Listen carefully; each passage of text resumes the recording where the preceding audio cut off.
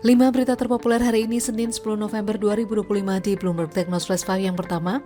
Belajar dari Timur, Mopnas Hyundai harus fokus pengembangan lokal. Awal pekan lalu, Menko Perekonomian Erlangga Hartarto memastikan Hyundai tertarik bergabung dalam proyek mobil nasional untuk memproduksi mobil nasional dengan tingkat komponen dalam negeri atau TKDN hingga 80%. Pengamat otomotif ITB Yanes Martinus Pasaribu menyebut kerjasama dengan Hyundai ini potensial dan strategis karena sejumlah faktor seperti komitmen sungkim pimpinan tertinggi Hyundai yang telah ditunjukkan hingga basis produksi Hyundai yang ada di Cikarang. Menurutnya, Hyundai memiliki reputasi global dan teknologi listrik dan hidrogen serta sinergi dengan LG untuk pabrik baterai EV. Namun mengingat proyek Mopnas sebelumnya, Yanes mengatakan agar Indonesia tidak hanya bekerja sama dengan satu pabrikan saja, Mopnas kali ini harus memiliki basis industrial joint ecosystem sehingga tidak hanya menjual mobil merek lain yang diganti menjadi Mopnas. Sebelumnya, Indonesia telah beberapa kali memunculkan wacana Mopnas termasuk menggandeng pabrikan Kia yang kini satu atap dengan Hyundai. Menurut Yanes, saat itu di tangan dua anak Soeharto, Mopnas Timur dan Bimantara Cakra gagal karena hanya berbasis rebranding dan impor CKD, terlalu mendapatkan kebijakan eksklusif tanpa transfer proses riset atau penguatan rantai pasok lokal. Kedua, mobil terlaris Oktober, salib Mitsubishi Suzuki BYD nomor 3. Data Gaikindo menyebut pabrikan Cina BYD berhasil masuk 3 besar mobil terlaris di bulan Oktober 2025 dengan menjual 10.593 unit secara wholesale. Angka ini lebih sepertiga dari total penjualan BYD di sepanjang Januari hingga Oktober 2025 yang mencapai 30.670 unit, menempatkan BYD di peringkat ke-6 mobil terlaris hingga Oktober 2025 dengan pangsa pasar 4,8%. Sementara posisi pertama diduduki Toyota dengan penjualan sebesar 20.559 unit sepanjang Oktober. Kemudian dari Januari hingga Oktober, Toyota telah menjual 202.376 unit dengan pangsa pasar 31,8%.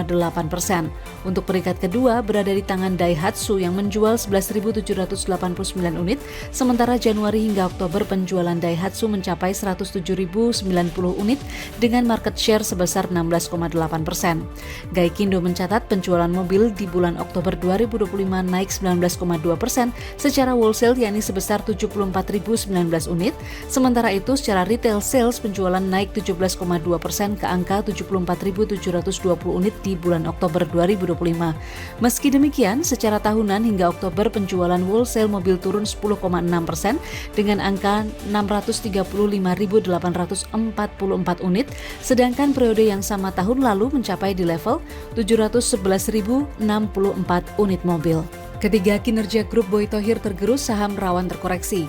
Kinerja grup Garibaldi Boy Thohir, PT Adaro Energi Indonesia Tbk atau ADRO, PT Adaro Minerals Indonesia Tbk atau ADMR, dan PT Adaro Andalan Indonesia atau AAD kompak mengalami tekanan sepanjang kuartal 3 2025 akibat penurunan harga jual batubara dan kenaikan biaya produksi. Analis MNC Sekuritas Herditya Wicaksana menilai ketiga saham grup Boy Thohir masih dalam tren penguatan atau uptrend meski rawan koreksi jangka pendek. Mengutip laporan keuangan ADRO, hingga akhir kuartal 3 2025 tercatat laba bersih 302 juta dolar Amerika Serikat, turun 82% year on year. Kemudian laba bersih AAD kuartal 3 turun menjadi 159 juta dolar Amerika Serikat atau turun 32%, dengan volume penjualan mencapai 18,7 juta ton. Lalu ADMR melaporkan produksi batubara 2 juta ton namun penjualan turun menjadi 1,5 juta ton akibat hambatan pengiriman di Sungai Barito. Indo Premier Sekuritas menilai tekanan laba grup Boy Thohir dipengaruhi oleh kombinasi penurunan harga batubara dan kenaikan biaya operasional. Meski kinerja operasional secara keseluruhan masih sesuai dengan panduan tahun berjalan. Indo Premier menaikkan proyeksi laba sepanjang 2025 sebesar 25 hingga 31% dan merevisi target harga ADRO menjadi Rp2.800 per saham dari Rp2.400, serta AAD menjadi Rp9.500 per saham dari Rp8.000 per saham dengan rekomendasi beli untuk keduanya. Keempat, MDKA Kebut Tambang Bawah Tanah Banyuwangi konstruksi dimulai. PT Merdeka Copper Gold Tbk atau MDKA melalui anak usahanya PT Bumi Suksesindo atau BSI menyatakan siap menjadi tambang tembaga ketiga terbesar di Indonesia setelah proyeksi pengembangan tambang underground di lahan 7 Bukit Banyuwangi, Jawa Timur. BSI menyebut berdasarkan visibility studi terbaru, tambang underground di 7 bukit bisa menaikkan 24 juta ton biji per tahun dengan hasil hingga 110.000 ton tembaga.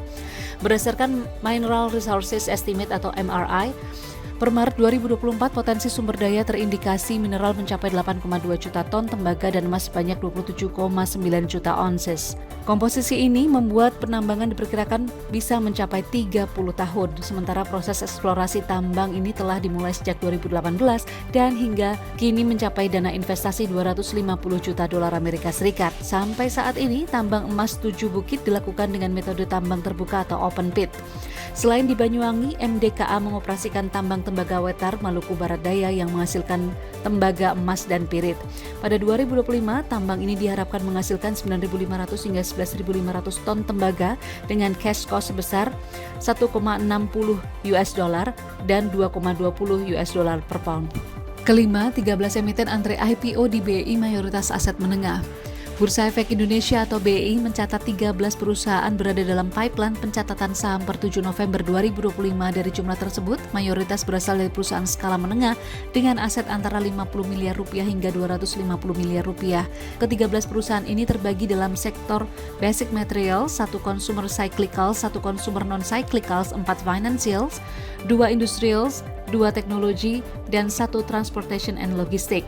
Sejak awal tahun hingga 7 November 2025, 24 perusahaan baru telah tercatat di BEI dengan total dana 15,21 triliun rupiah, lebih rendah dibanding periode yang sama tahun lalu. Selain pipeline IPO, BEI juga mencatat terdapat 21 emisi efek bersifat utang dan sukuk atau EBUS dari 16 penerbit yang sedang dalam proses dengan total penghimpunan dana mencapai 180,8 triliun rupiah. Itu dia 5 berita terpopuler pilihan Bloomberg Technos hari ini. Ikuti terus update selanjutnya di www.bloombergtechnos.com.